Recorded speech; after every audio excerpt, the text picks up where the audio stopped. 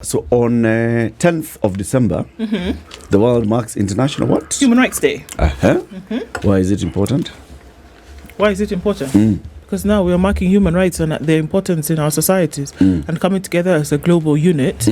How are you then making sure that the rights of humans at whatever level are being protected? And so the world commemorates that day. N'est-ce pas? Okay.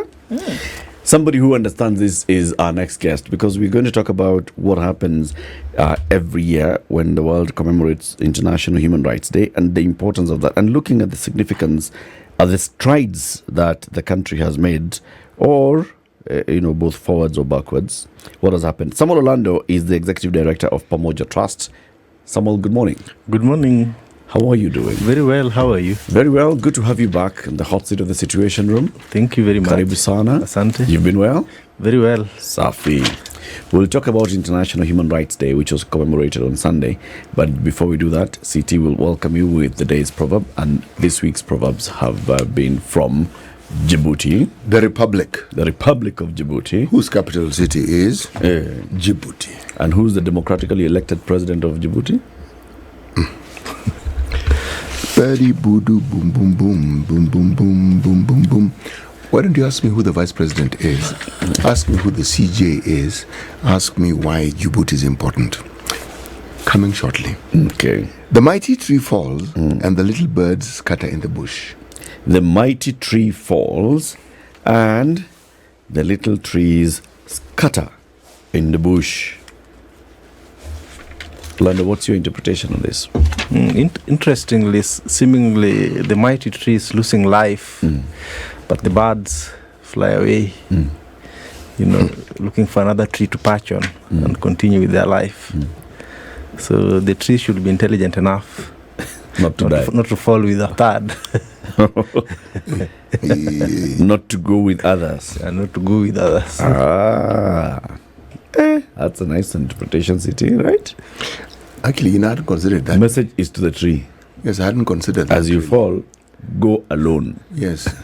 Leave us alone. Or you have company when you're alive. Yes. As you are dying, your companions take off. Exactly. They are gone. And I hope death in this context means many things, not just dying, or getting buried.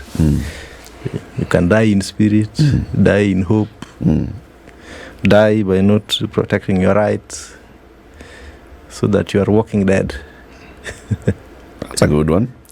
So, to the question I was asking Ndu, why is it important that the world marks an International Human Rights Day?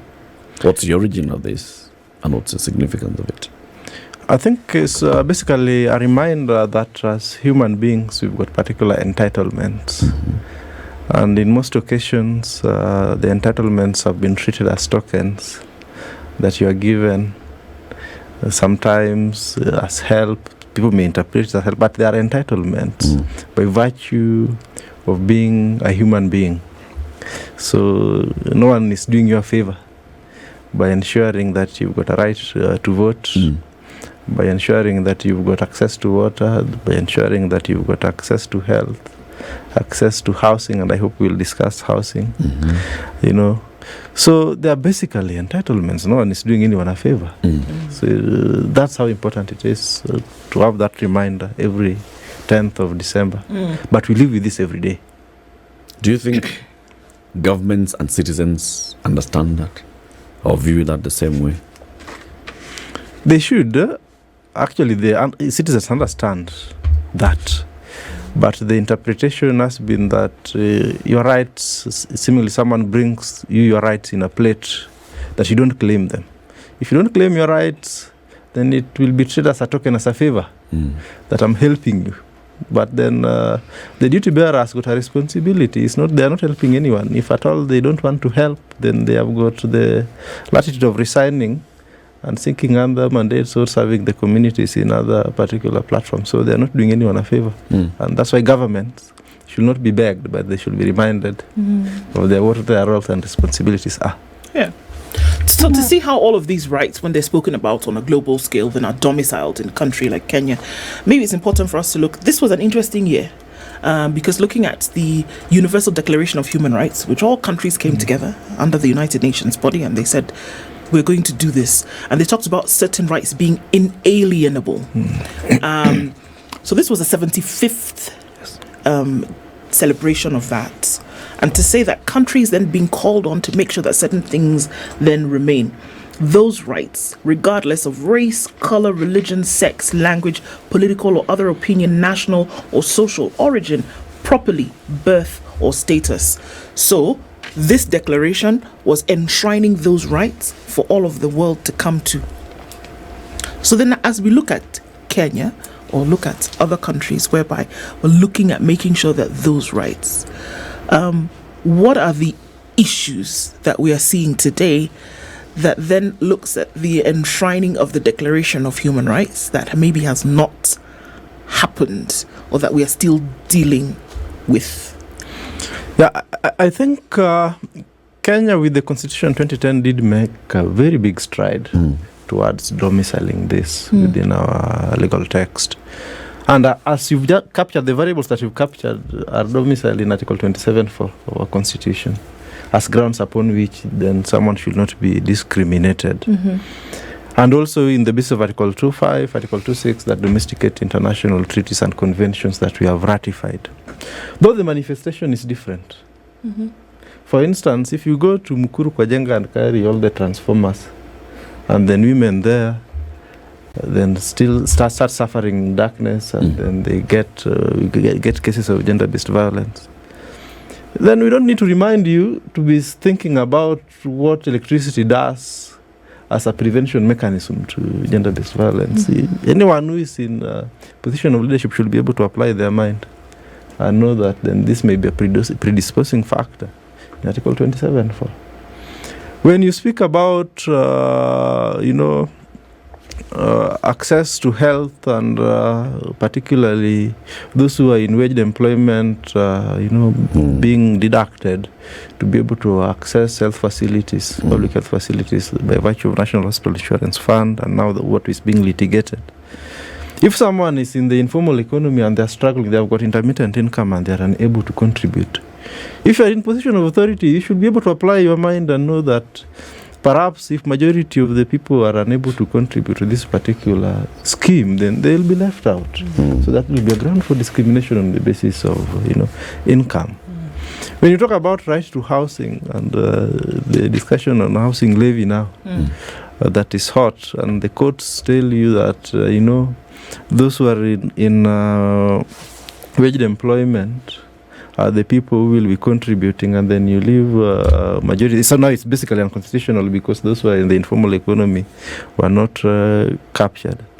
Then you say that it's a pet project, and that if you don't, whether you like it or not, instead of addressing that particular exclusion, then who has got the problem? Is it the citizens or you?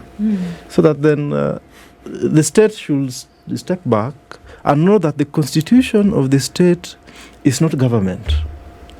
The state is constituted by people, by the geographical area, and by the laws that people abide with or abide to. So that then before you go to government, then government is on the basis of delegation of the power. So the government does not exist as some alien or some little god that should be begged. Anyway, I hope that it's not the rains that has influenced my words this morning. Your words are fine. Yeah. Your words are fine. You're describing the state, the situation as it is, the reality of what it is, because we tend to mix all those things up. For us, the state, the government, the constitution, in the minds of many people, is one and the same thing. In fact, then we throw in the president, who we also assume is the government, and is not the government. Yes. And the delegation of power is the thing that is often lost. We say it, but we actually forget that everybody who is in political leadership has delegated power. Yes. Everyone. Exactly. And that power belongs to the people, and that power can be taken. Yes. Yes. And that's the reminder that then we must keep on pushing the throat of, so that it's service leadership. So the basis of this particular discussion is that no one is doing anyone a favor. Everybody has a responsibility. Exactly. And a right. I look at rights and I see social status and class coming into the application of rights. And even though we have it in the Constitution, you have rights and fundamental freedoms. You've got an entire chapter on the Bill of Rights, and it goes into the various, articles on the rights and the various rights. If you look at the application of those rights and the access to those rights, you will inevitably see discrimination on the basis of social status. The vulnerable, the weak, the poor don't have access to the rights the same way than the others do. Take an example of Article 43, economic and social rights, right? Everybody has a right to, housing, adequate healthcare, a clean environment, all those things. You see, those who are in higher social status have access to these things in one way or the other. They have access to them either by being closer to government facilities or government ability to actually tap into those rights, because they are either contributing via tax, so they are able to get into this huge access to health, huge access to housing, huge access to environmental rights. And then those who are vulnerable, the poor, will not have the same level of access. Because you're poor, a government has not built a health facility in your neighborhood because they consider that an informal settlement which is not recognized. So we are really challenged on how to treat this. If we built a health facility here, so what do we mean? Are we legalizing it? If we talk about sanitation services, we cannot really put up a sewer system here, because you see now, how do we put up a sewer system in this particular place? But every other place that a new estate is coming up, one of the requirements is that you shall have a connection to the trunk sewer system, and that shall be oversighted by some authority. So application of rights is not equal. We are not equal. Even when it comes to everybody has a right. It's not everybody who has a right. Yeah, but they've got rights by virtue of being human beings. And you're That's right. true. But in the application of it, they don't have it. So let's just not, be very here and saying, everybody has a right, and we sit back and say everybody has a right, but they actually don't have a right. How many children are not going into a public school in Nairobi slums? How many? Do they have a right to education? Yeah, they do. They do. How many people are not giving birth in a public facility in Nairobi? Yes, Nairobi today. Do they have a right to healthcare? Yes, they do. How many people are subjected to crime and just being killed willy-nilly by, because some criminal came and no one is arrested, no one goes to court, you die. Do you have a right to life? Yes, you do. So we're saying that by virtue of the fact, are we saying that by virtue of the fact that you cannot, for whatever reason, access the manifestation of those rights, then you actually don't have the right? You don't have it. But when you talk of access, then you have to ask, is it that it's unavailable, or is that you've been denied? Exactly. Yeah. But by virtue of the fact that it's the unavailable, denial of the you right have been denied. Yeah. The denial of the right means that right has been taken away from you. Yes, it's been taken away from you. If it's not available, it's been taken from you. And sometimes through operation of the law. Yep. Sometimes it's direct operation of the law. So that then is structural by saying that when you vote, then we recognize you at perhaps Olympic Primary School in Kibra. Yeah. But when you want water, then you are in informal settlement. You cannot invest in water. Because we cannot invest in a public health facility. And when you implement National Hospital Insurance Fund, then you want them to contribute. So then structurally, then you are eliminating this particular person from enjoying that particular right. Yes. So then, what should an intelligent legislature or governance system do? Is that you should ask yourself then, what should I do by operation of law to bring this population into the structure of this particular right, be it housing, be it health, be it water? What should be the affirmative action? So that then you don't go back and say that because you are informal, then you don't have rights. And this is where I, again, challenge even decisions that come out of the courts, the Constitutional Court, saying some of these rights are progressive without putting a timeline to them. This shall be progressively realized, It's an ideal that everybody shall have access to healthcare or access to housing or access to... But it shall be progressive. And I agree with Chief Justice Emeritus when he said some of these rights should be immediate. Yeah. We're talking about progressive what? Or if you're saying progressive, then put a timeline to it. I have to disagree with that progressive notion, not with you. Okay. Because it's like you're saying that you are a human being, and as you evolve, these rights will become more apparent to you and they'll be available to you.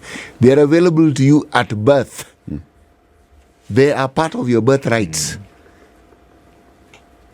And as you said, it's not a gift. It's not a reward for good behavior. That we will give you this right if you don't protest too much, if you don't make too much noise, if you don't. No. The thing that always bothers me when I think about human rights is, how do you get people, they can read and even recite it verbatim, but how do you get people to internalize it, to understand that this thing that they're reciting is not a poem? It's actually intended for them. It is theirs. How do you get people to own the rights? Because in many instances we say it's taken away, but in many instances we also give it away. Yeah. And in progressive realization, as Eric puts and as City puts it, there are normally four strands of interpretation. There are immediate obligations. That 70% of your population in urban areas live in informal settlements. You've got an immediate obligation to ensure that children from those settlements go to school. You've got immediate obligations to ensure that women access healthcare, women and men and everyone accesses healthcare. You've got an immediate obligation to ensure that there's access to water. The second strand on interpretation of progressive realization of rights will be in allocation of maximum available resources. But now if you start allocating a lot of resources to State House and these other interesting spaces, then we ask you, what are your immediate obligations? The third strand will be, prohibition of retrogressive measures. That we don't retrogress, so that then when you start implementing housing fund and deducting those who are in wage employment, who can rent or can go to other income areas, and leaving out this population that is vulnerable, then you want to turn that again and then argue that you are bringing them within the application of access to housing rights, then that's a retrogressive policy, particularly that then which alienates them. And that's what the court, I think, was saying in the interpretation of the housing levy, that in the interpretation it's leaving a larger percentage of the population. So we are retrogressing in terms of access to this particular right to housing. You are only taking those who are in the wage employment. What about majority who are not in this? So then progressive realization is not just a blanket thing that then it should be thrown there in the interpretation. It should be on the basis of immediate obligations. It should be on the basis of maximum allocation of available resources. It should be on the basis of protection of retrogressive measures. So that then those are the variables that we put and then measure government policy against. So hopefully, Eric, you will be an advisor to the president. So then how do we get into that realization that actually when you talk about human rights, just like say in Animal Farm, we're not all equal. And we are comfortable with the status quo. We are not equal. Yeah, we shall have some token tears here, crocodile tears here and there, because we need to make sure that the vulnerable are also taken care of. We need to make sure that this and the other, that they have access to health. But we shall not implement it. We shall just say it. We don't implement it. We don't implement the realization of these rights. You don't have the same right, CT, the right to fair trial. You don't have the same right as a cabinet secretary. I agree completely. I do not. It's there on paper, but no, I agree completely. You will be arrested. Even the courts will not remand you in Kamukunji police station. If you're a CS. No. You'll go to Mudangari. You'll go to Kileleshwa police station, or you'll go to the one near the UN. What's it called? Gigiri police station. The rest of you, Embakasi, where, and you'll be moved 5 times a night. You do have the same right. So could the question be, then, is it envisaged that everyone should have the same rights? Or is it envisaged that at some point you should be able to agitate for those rights? Because what are we saying? Because it's clear that it doesn't really matter what country you live in. And I don't think the things that we speak of today, right now in Kenya, are foreign to other countries. That others will actually say, well, look, these rights that we're talking about, they're not universal and they don't extend to everyone. And we're not saying that they're not in the being. In the vision, it's to be that everybody's on the same playing field. But in practice, that doesn't exist. And so by virtue of that, then they don't have those rights. So should the thrust, even as we're looking at this, then be that there should be, at the very least, an acknowledgement of the realities, at the very least. Yeah, and you've talked about agitation. And there's something interesting that happens in the animal farm. That no one carries you your rights in a plate and tells you, now I've brought you your rights. Kindly, Please partake. Please partake and feast. You agitate and you assert authority and you put it out there. And that is the realization that Kenyans must have. That when a governor walks in, you don't have to stand and welcome them. It starts with those small things. Oh, we're all in the traffic together. Well, yeah, they drive on the wrong side, block them, and tell them to go to the right side. If they are late, they should have left early. If the roads are small, then let them construct bigger roads. That's the interpretation. It's not something that's out of the ordinary. If once they arrest you, you go and take plea, and some of us will come to defend you. And it's an obligation on the right holder. You know what I find interesting? The nations where human rights perhaps are held, or people are held to a greater account with regards to human rights, they were not very different from us, because these countries had class systems. So that social construct disadvantaged people legally, meaning it's like you are bound to be downtrodden for the rest of your life. So when the realization of what now eventually morphed into what we're referring to as human rights, it was from that understanding. But even now and here, we are still held captive by those norms. Why is it that people always kowtow to waheshimiwa? It's like an acknowledgement that you are superior. Now, this doesn't mean that you do not respect someone because they are in a leadership position. No. It just means that it doesn't mean that you abandon and abrogate your rights to them simply because they are in a position that actually you are the one who has given them. Now, when you have inversed roles where the servant now becomes the master, because our leaders are servants, really, that's what they are, but they're the masters, then I cannot think of a worse situation where the very fundamentals of human rights have been abrogated completely. They could be the masters and tormentors, actually. Yes. Because then our lived experience is that we have accepted an inverse situation where we have let go of our powers, we've given them to someone else, and we seem not too uncomfortable with letting them go with what was originally ours and what we decided to give. Exactly. Because if one doesn't stand firm and assert that right, then essentially you are admitting that you've given it away. Yes. What would you rate? How would you rate the country? We are 60 years old. And City, I don't know, when someone turns at 60, I think they are more experienced. That's the theory. What is certain is you're older. And you retire. And you retire, and then you go and look after goats if you have them. Yes. Or cows again if you have them. Or you go back to a shamba if you have it. But let me tell you something which is true. You start wondering what the big fuss was about 60, because you don't really feel that different. You're a little slower. You have more aches and pains in places you didn't think you'd have aches and pains. And if your mind is alert, you are graying. That's just about it. But wiser, 60 usually informs you just how quickly time flies. Yes. Because you're thinking, where did the years go by? It was just the other day that I was in my 20s, and the day after that I was in my 30s, and now I'm in my 60s. But it's not quite the same for a government. Really? No, it's not quite the same. It's not quite the same because when you are in the position of leadership, the responsibilities that you have are enormous.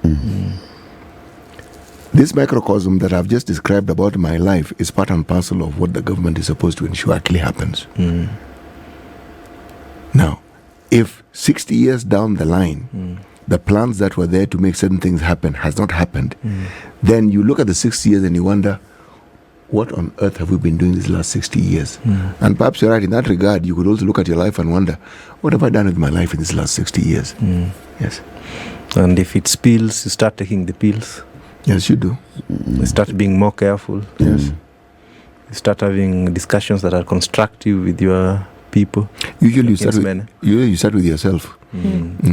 The conversation actually begins with yourself. It begins with yourself. And now that I find myself here, okay, well, what do I do next? See? But from a personal and a human perspective, what I have found, the concept of retirement is a misnomer. At 60 is when your mind has fossilized to a point where you're very calm. You have a certain relaxed perspective of life, and there are many things you look at philosophically. So your capacity for output is actually higher than it has ever been. Now, traditionally, that's when now you go to have conversations with livestock. Yes. Okay? And that is actually when you should be in an advisory capacity to ensure that what you know and have gets to benefit. Now, there are societies, if you look at the Hindu religion, they get this. People get to a certain age, they let go of certain power, and they literally transfer it to the next generation. They move a decade or two later, they actually leave even that, and now they get now into social services. What they're doing is just philanthropic work. And then from then, they become religious, but again, they do philanthropic work. Meaning, it's understood that your accumulated experience should now benefit others beyond even just your immediate family.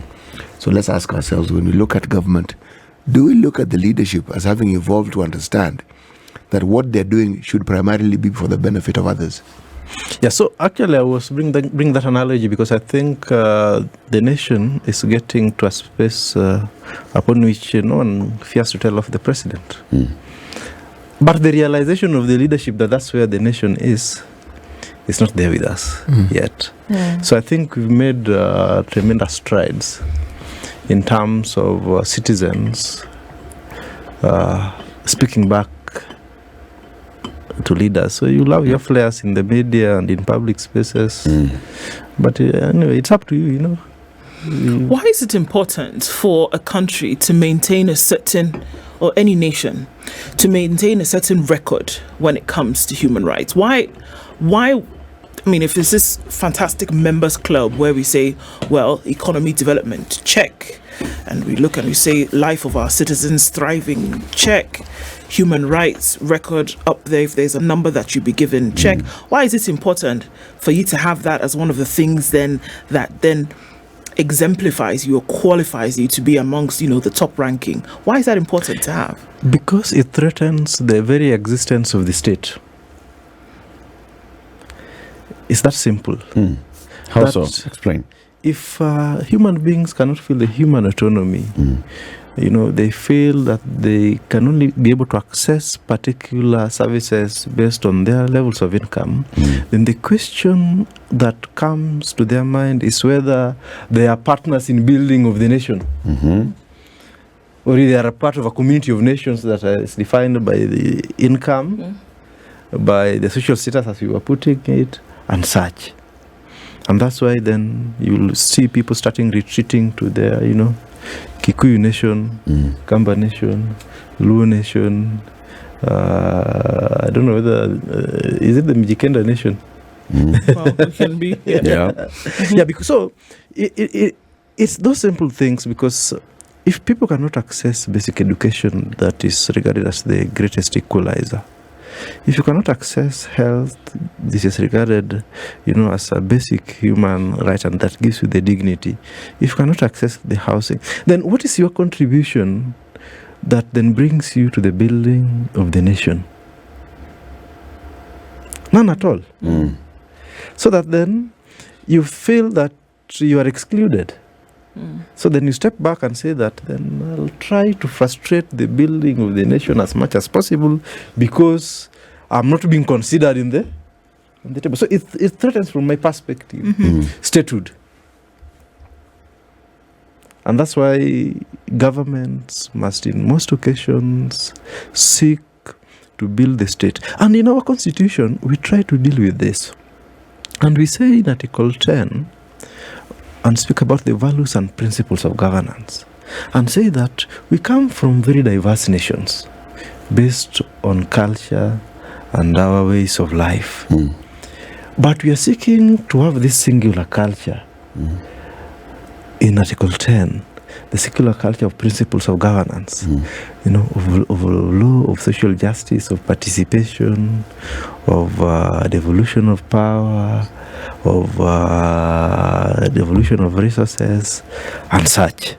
So that then, that becomes the culture that cuts across everyone irrespective of their, But then we are clawing back on this by going back and denying people these spaces and going back to the nations that are defined by.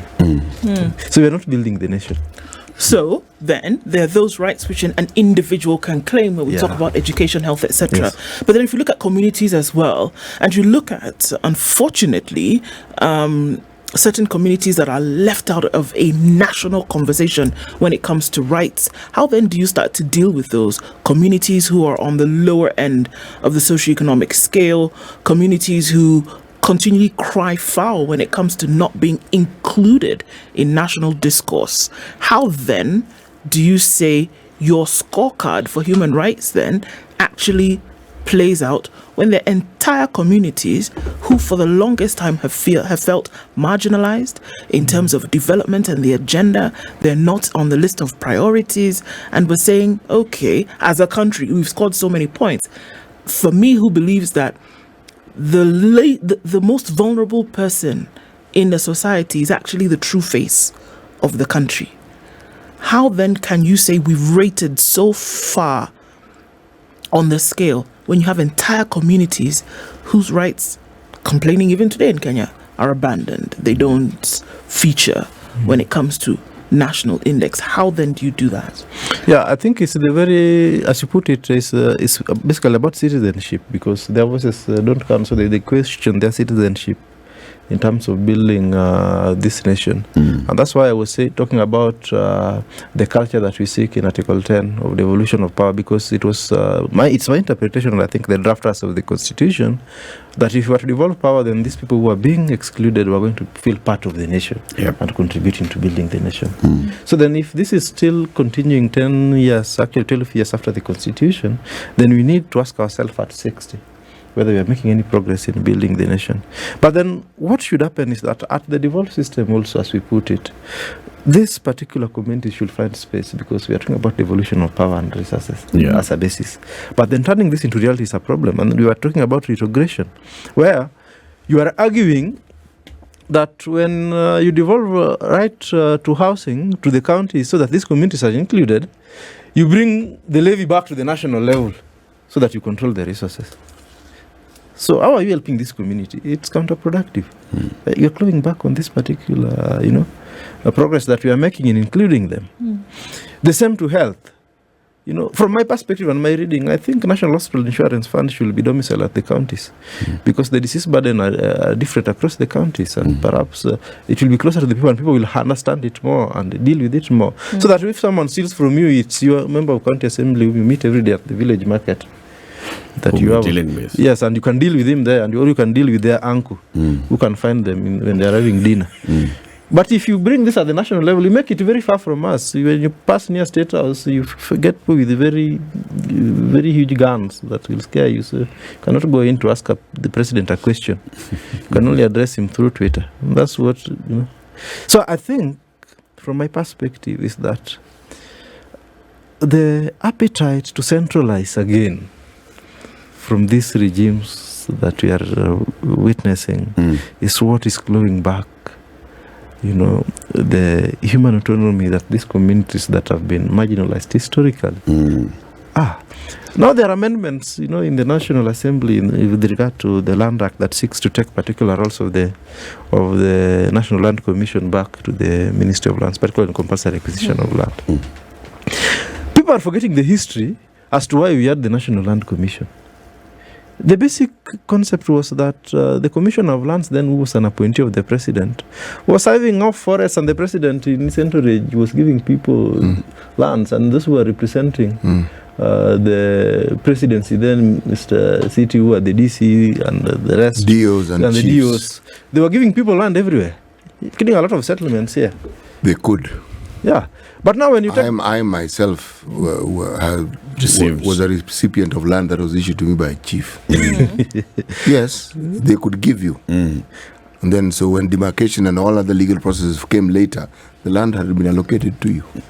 Yes, and this, affected a lot of settlement schemes. And we said in 2000, actually after 2007 post-election violence, and people were discussing the national land policy 2009, the discussion came that how can we take this particular role from the executive? And we said that, we needed an independent commission. And the National Land Commission was back. Which shall not have, which should not be controlled Yes, by the executive, but shall be Kenyans of high repute who will sit in it. Exactly. So, and then what happened? Which Eric wants to go to, that there was corruption. You that got into the National Land Commission. But if there's corruption, is corruption conducted by the institution or the individuals? It's individuals. So who do you deal with? Who should you deal with? Who should you deal with? The individuals. Why do you want to take the role of that particular independent commission so that you take it back to an individual whom you can control? Yeah. You see, when we talk about these rights and the way you are even bringing out the issues, those issues in very many spaces and public spaces are not considered rights issues. Right? So we found a way of separating them and saying those are development issues. Those are, other issues, but we don't look at it as rights. And somehow, I like what Pamoja Trust does, because you focus on communities, and particularly the marginalized communities, and you raise those issues as their rights. But you see, the loud and the big civil society organizations and the other entities that have muscle of voice and share of ear don't talk about such things as rights. The things that are considered rights are, are you arbitrarily arresting people? Are you incarcerating people? Are you muzzling the voices on people when it comes to governance? It's all about governance, and whether you're arresting people in civil society or whether you're arresting people in opposition politics, that's what is considered rights.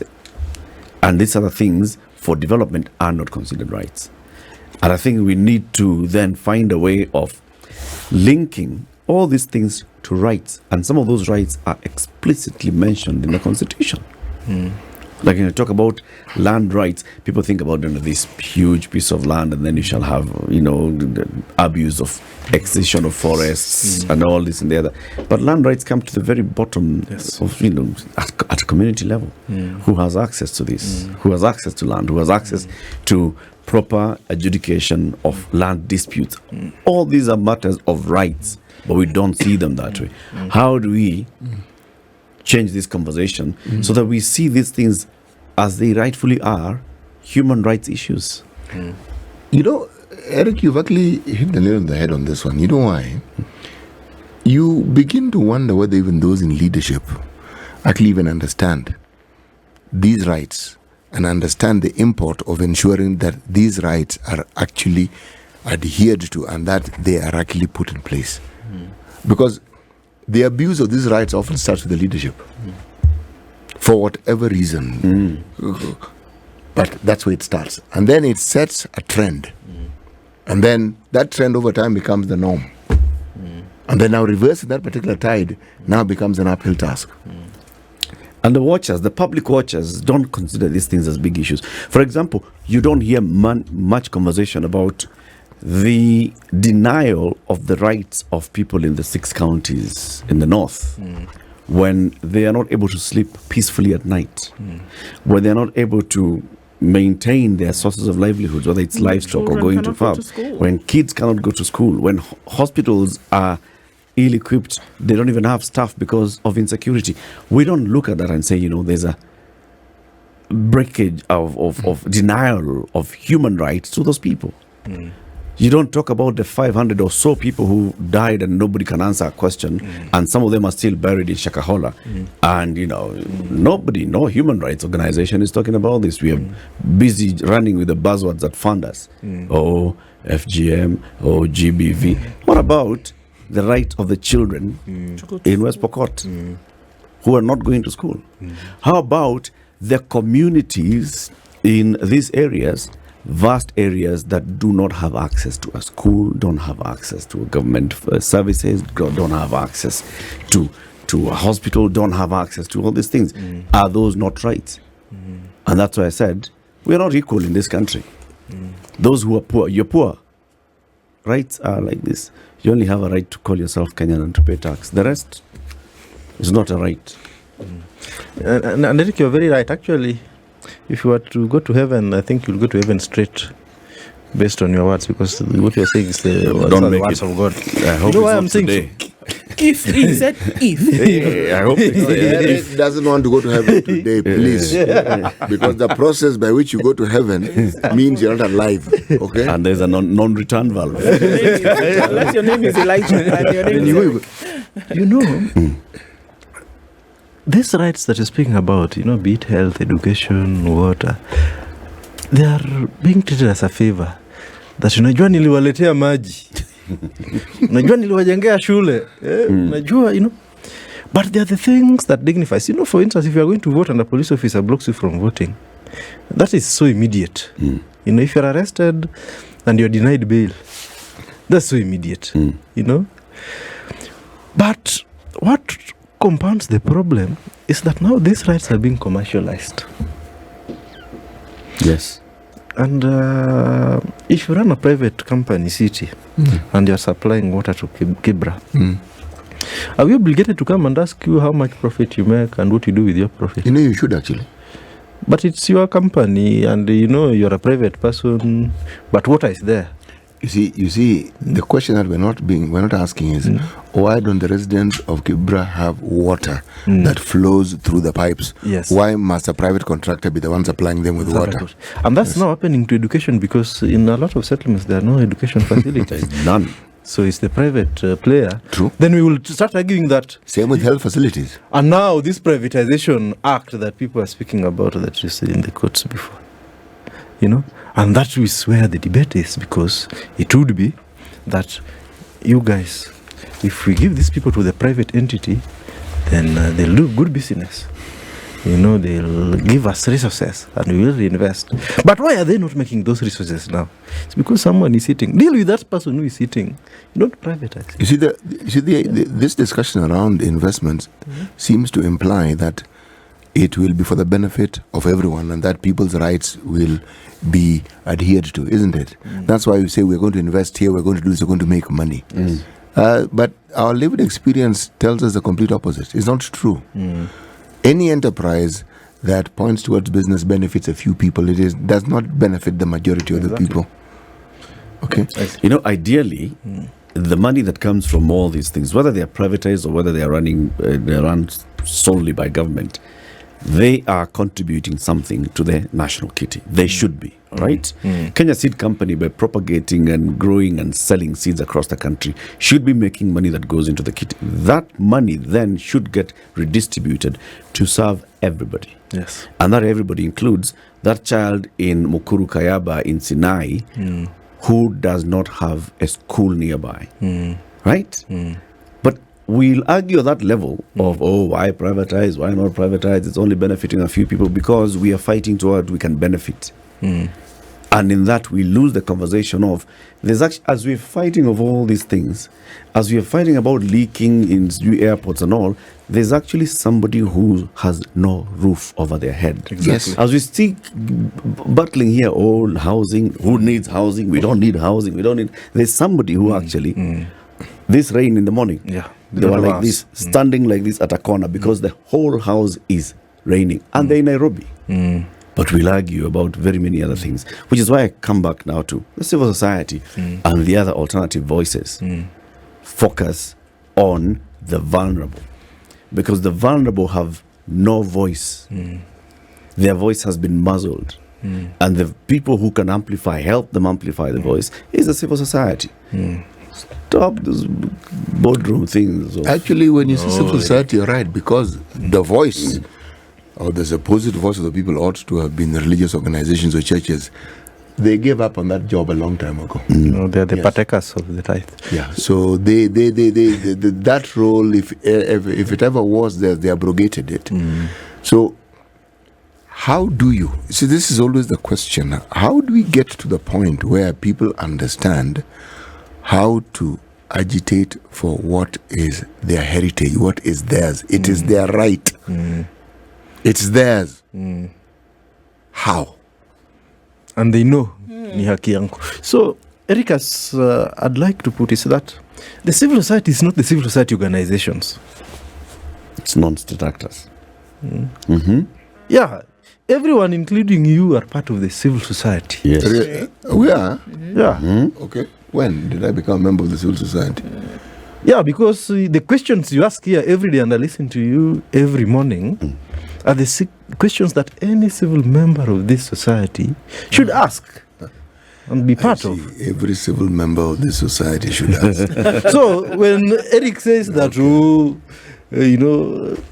do this, or you stop boardroom, so Eric, this thing is with us, and we've got a responsibility of holding our leaders accountable, Yes. including those who have got this particular right, and the government needs to take an immediate obligation to, so that as civil members of this society, then we contribute to the building of the nation. The state has an obligation, an immediate obligation. Yes. Do they know this? The citizens also do have an immediate responsibility and right Yes. and obligation. But thank you, Samuel, for joining us. Samuel Olando is the executive director of Pamoja Trust. We've been talking about human rights. Every year, the world marks International Human Rights Day on the 10th of December. This year, it was marked on Sunday. How are we doing as a country? This is the Situation Room, the only way to start your day.